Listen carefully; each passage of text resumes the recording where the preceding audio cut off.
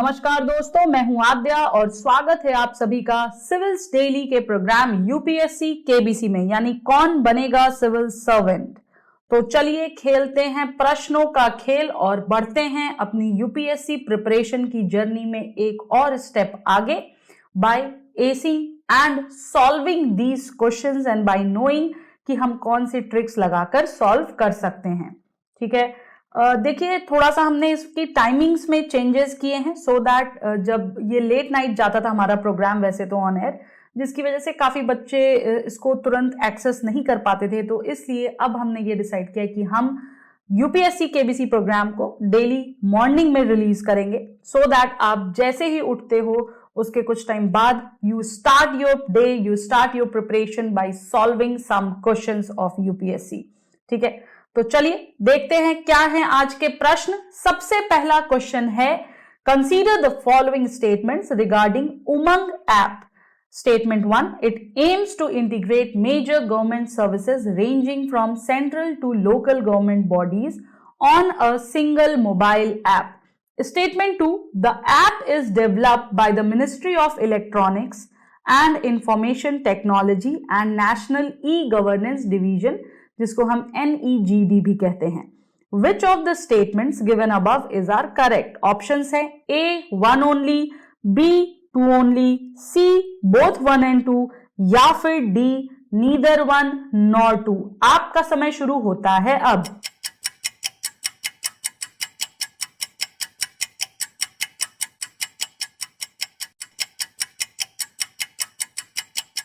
समय समाप्त।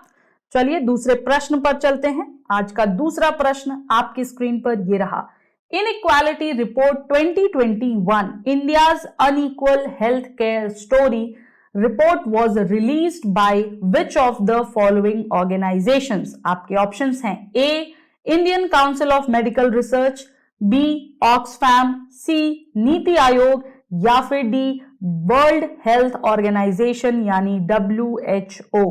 आपका समय शुरू होता है अब।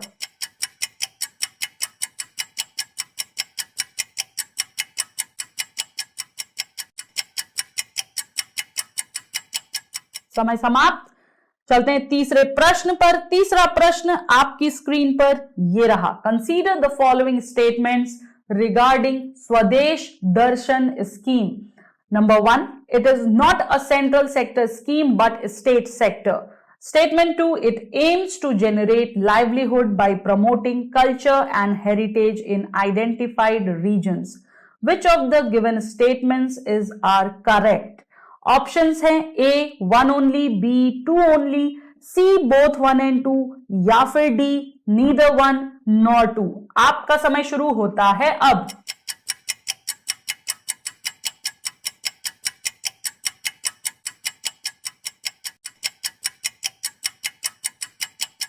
समय समाप्त।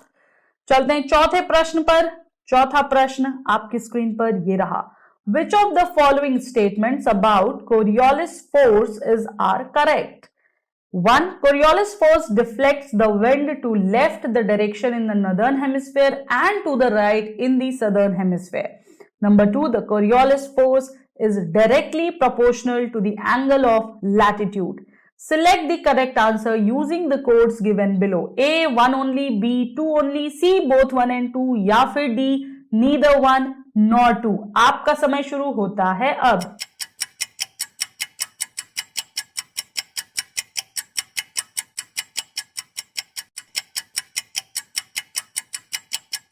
समय समाप्त। चलते हैं अगले प्रश्न पर। पांचवा प्रश्न आपकी स्क्रीन पर ये रहा, consider the following statements with respect to INSACOG. Number 1, INSACOG is a consortium of national laboratories to monitor the genomic variations in the SARS-CoV-2. Number 2, it is a joint initiative of Union Ministry of Health and Family Welfare, Department of Biotechnology, Council for Scientific and Industrial Research and Indian Council of Medical Research. Number 3, the Genomics for Public Health in India, that is INDIGEN program, was launched by INSACOG in 2020. आपके options है A 2 only, B 1 and 3 only, C 1 2 and 3 या फिर D 1 and 2 only. आपका समय शुरू होता है अब।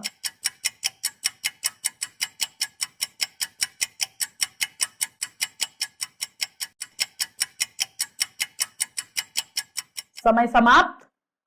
उम्मीद करती हूं आप लोगों ने क्वेश्चंस के आंसर्स कमेंट बॉक्स में लिखकर लॉक कर दिए होंगे। चलिए देखते हैं क्या हैं इन क्वेश्चंस के सही आंसर और क्या होगी इनकी रणनीति इन्हें सॉल्व करने की। हमारा सबसे पहला जो क्वेश्चन था that was based on Umang app. ठीक है, उमंग ऐप से रिलेटेड आपको यहां पर दो स्टेटमेंट्स दिए गए थे।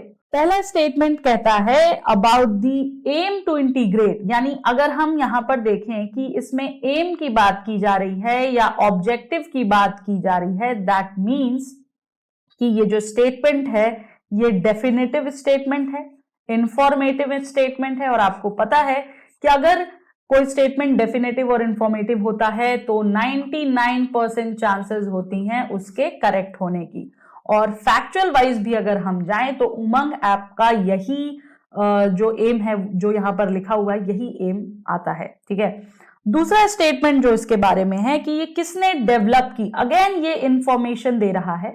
जनरली क्या होता है कि मिनिस्ट्री ऑफ इलेक्ट्रॉनिक्स और इंफॉर्मेशन टेक्नोलॉजी की जगह पर आपको कोई और मिनिस्ट्री दे देगा, लेकिन यहां पर बिल्कुल सही दिया हुआ है कि माइटी और एनईजीडी द्वारा इसे डेवलप किया गया है।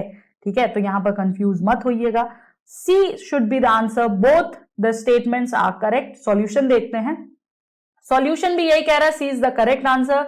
उमंग ऐप को डेवलप किया था माइटी और एनईजीडी ने साथ मिलकर। ठीक है, और ये गवर्नमेंट ऑफ इंडिया का single unified secure multi channel multi platform multilingual multi service mobile app है जो कि मेजर गवर्नमेंट सर्विसेज को लाता है from centre to local government bodies on a single mobile app.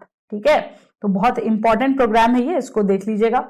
आगे चलते हैं क्वेश्चन नंबर 2 पर। इनइक्वालिटी रिपोर्ट 2021 की बात की है। अगर आप में से कुछ बच्चे करंट अफेयर्स को लगातार फॉलो कर रहे हैं तो उन्हें इस क्वेश्चन को सॉल्व करने के लिए कुछ भी सोचने की जरूरत नहीं, क्योंकि इस क्वेश्चन को देखते से, जो इसकी हेडिंग है, इसको देखते मात्र से ही आप बता सकते हो कि इसका आंसर होगा ऑक्सफैम इंडिया। ठीक है, ये हमने डिस्कस भी किया है। इस रिपोर्ट को हमने कई बार उसमें एज अ रेफरेंस भी यूज किया है, वहां भी मैंने बताया है। ठीक है दोस्तों, तो आप करंट अफेयर्स को और एमसीक्यू को अगर साथ साथ लेकर चलोगे, इनफैक्ट उसी तरीके से एडिटोरियल और मेंस को अगर साथ साथ लेके चलोगे तो आपको काफी मदद मिलेगी। ठीक है, तो इसका आंसर जो है वो होगा बी, ऑक्सफैम। सॉल्यूशन आप देख सकते हो यहां पर। ठीक है, ऑक्सफैम की इंडिया इनइक्वालिटी रिपोर्ट को जो है इसने ड्रॉ किया था by drawing attention to country's unequal health care story hit further by कोविड-19। ठीक है, तो ये इंपॉर्टेंट है, इसको देख लेना। क्वेश्चन नंबर 3 पे चलते हैं। तीसरा क्वेश्चन अगेन एक स्कीम से रिलेटेड है, दैट इज स्वदेश दर्शन स्कीम। और हाँ, कल ही बजट आया है, राइट, और बजट से रिलेटेड हमारे प्रोग्राम्स ऑन एयर जा चुके हैं। आज के एडिटोरियल में भी बजट को जो है, बजट के कुछ प्रोग्राम्स को कवर अप किया गया। और इससे पहले भी जो है आपको, अगर आप करंट अफेयर न्यूज एनालिसिस देखे होंगे 2 फेब का, तो वहां भी आपको कुछ स्कीम्स के बारे में पता चलेगा जो कि बजट में लागू की गई है या लाने की बात की गई है। ठीक है, तो ये स्कीम्स इंपॉर्टेंट है, इन्हें देख लीजिएगा। जरूरी नहीं कि पिछले साल नहीं पूछा था तो इस साल भी प्रीलिम्स में क्वेश्चन न पूछे स्कीम से। ठीक है, तो देखिए कह रहा है स्वदेश दर्शन स्कीम की बात कह रहा है। पहला स्टेटमेंट जो है ये कह रहा है it is not a central sector scheme but state sector. अब अगर आप इस स्टेटमेंट को देखोगे, पढ़ोगे, तो इससे दो चीजें निकलकर सामने आएंगी। पहली तो ये कि ये एक नेगेटिव स्टेटमेंट है और दूसरी ये कि यहां पर कंपैरिजन हो रहा है। मैंने आपको बताया है कि जहां भी ये दोनों ही इशू आए, आंख बंद करके उस क्वेश्चन को गलत कर देना, उस स्टेटमेंट को गलत मार्क कर देना। रीजन ये है कि ये कंपैरिजन तो देते हैं लेकिन वो डेटा की जो है, डेटा को जो है यहां पर चेंज कर देते हैं। ठीक है, आगे पीछे कर देते हैं, तो ये चीज आपको ध्यान रखनी है। ठीक है, दूसरा जो है एम का बता रहा है, एम और ऑब्जेक्टिव के बारे में बता रहा है कि to generate livelihood by promoting culture and heritage. ये आपका डेफिनेटिव तो नहीं कहेंगे बट हाँ इंफॉर्मेटिव की कैटेगरी में आता है और एम्स और ऑब्जेक्टिव वाले मैक्सिमम टाइम जो है वो क्वेश्चन सही होते हैं। प्लस वैसे भी अगर आप इसका एम और ऑब्जेक्टिव देखोगे स्वदेश दर्शन का, तो स्वदेश दर्शन नाम से ही क्लियर हो रहा है कि जगह जगह पर जो है टूरिज्म को बढ़ावा देगा, और टूरिज्म को बढ़ावा देगा तो उस पर्टिकुलर जगह की जो कल्चर है, जो हेरिटेज है, वो अपने आप ही अच्छी होगी। तो यहां पर आपका नंबर 2 जो है वो एब्सोल्युटली करेक्ट है, आंसर होगा B2 ओनली। सॉल्यूशन देख लेते हैं, सॉल्यूशन भी यही कह रहा है, ठीक है, कि B is the correct answer. और यहां पर आपके ऑब्जेक्टिव्स दिए हुए हैं इस स्कीम के, ठीक है। इसको अगर आप पढ़ोगे तो आप देखोगे लास्ट पॉइंट जो है वही है जो हमारे क्वेश्चन में दे रखा है। ओके, तो आगे चलते हैं। Question number 4 is about a geographical phenomena Coriolis force. इसको हम ज्योग्राफी में पढ़ते हैं, ठीक है। कोरियोलिस फोर्स की बात की गई है। पहला स्टेटमेंट देखो तो अगेन यहां पर क्या हुआ है, यहां पर कंपैरिजन हुआ है, राइट। और जहां भी कंपैरिजन होता है वहां पर यूपीएससी के उसमें जो है डेटा की हेरा फेरी हो जाती है, और हेरा फेरी यानी स्टेटमेंट गलत हो गया। तो ये आप देखो यहां पर क्या किया है, यहां पर नदर्न डायरेक्शन में जब भी कोरियोलिस फोर्स होती है ना, तो नदर्न डायरेक्शन में वो राइट की तरफ डिफ्लेक्ट होती है और सदर्न में लेफ्ट की तरफ, और इसको यहां पर इंटरचेंज कर दिया है। तो ये स्टेटमेंट हमारा हो जाता है गलत। दूसरा स्टेटमेंट है कि कोरियोलिस फोर्स जो है वो डायरेक्टली प्रोपोर्शनल है to the angle of latitude, ठीक है। ये एब्सोल्युटली करेक्ट है, और ये एक तरह से इंफॉर्मेटिव स्टेटमेंट भी आ गया तो भी ये करेक्ट हो जाता है। अब देखो ऐसे क्वेश्चन नहीं सॉल्व करना कि आइडिया ही नहीं है और बस हम इंफॉर्मेटिव डेफिनेटिव के बेसिस पे क्वेश्चन सॉल्व कर रहे हैं, जी नहीं। ऐसे क्वेश्चंस जो हैं अगर आप सॉल्व करेंगे तो वो अपने आप में एक सुइसाइडल टेंडेंसी होगी यूपीएससी एग्जाम में, वो मत अटेम्प्ट करिएगा प्लीज, ठीक है। स्टेटमेंट को पढ़िए, उसको समझिए, और समझने के बाद अगर आपको थोड़ा भी डाउट लगता है और फिर वो अगर जो हमने आपको ट्रिक्स बताई है उस पर बैठता है, तो बिल्कुल जो आपकी गट फीलिंग है उसके साथ जाइए और उसे गलत मार्क करिए, ठीक है। तो यहां पर हमारा आंसर हो गया B only, right, B2 only.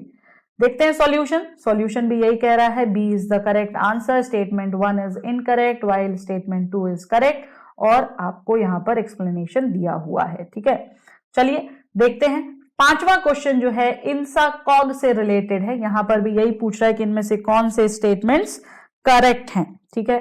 तो पहला स्टेटमेंट जब आप देखोगे तो अगेन ये डेफिनेटिव स्टेटमेंट है, ओके। और वैसे भी अगर हम देखें तो इंसाकॉग जो है हमने कोविड से रिलेटेड ही पढ़ा था, तो ये यहां पर दिया हुआ है, एब्सोल्युटली करेक्ट है। दूसरा स्टेटमेंट जो है ये भी हमारा इंसाकॉग की जो इनिशिएटिव है उसको डिफाइन कर रहा है, बता रहा है कि कौन कौन से उसमें जो है ऑर्गेनाइजेशंस इन्वॉल्व हैं।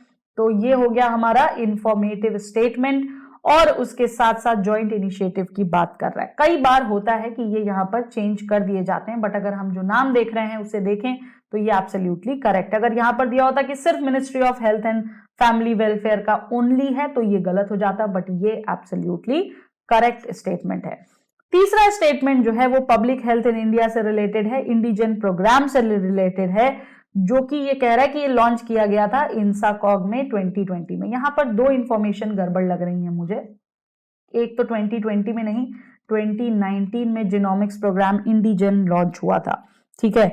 और दूसरी चीज, इंडिजन को लॉन्च किया गया था CSIR द्वारा, न कि इंसाकॉग द्वारा, क्योंकि इंसाकॉग जो है वो 2020 में आया है, जबकि इंडिजन 2019 में ही इस पे चर्चा होने लगी थी। तो इस हिसाब से इसका आंसर होगा 1 and 2 ओनली, 3 गलत है, ठीक है। आगे चलते हैं, सॉल्यूशन देखते हैं। सॉल्यूशन एब्सोल्युटली करेक्ट, हम नतीजे पर पहुंचे हैं, D is the correct answer. और जो भी मैंने आपको बताए, जो भी एक्सप्लेन किए इससे रिलेटेड इंफॉर्मेशन वो यहां पर दी हुई है, इसको आप पढ़ करके समझ सकते हैं, ठीक है। थर्ड स्टेटमेंट वाली इन्फो यहां पर दी है कि ये CSIR द्वारा इनिशिएट किया गया था 2019 में। तो आई होप आपको आज के क्वेश्चन समझ आए होंगे और अच्छे भी लगे होंगे। देखते रहिए और बने रहिए हमारे साथ, और यस क्वेश्चन जरूर सॉल्व करिए, मुझे अपने स्कोर्स जरूर बताइए।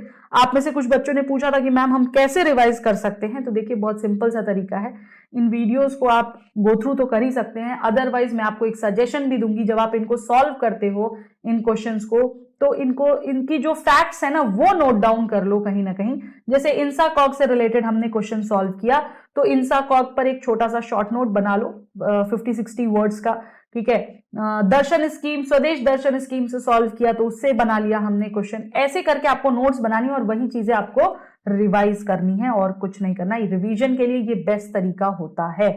और अगर आप वीक वाइज इसको रिवाइज करते रहोगे तो डेफिनेटली आपकी प्रीलिम्स की लड़ाई को आपसे कोई जीत नहीं सकता, ये मैं दावा कर सकती हूँ, ठीक है।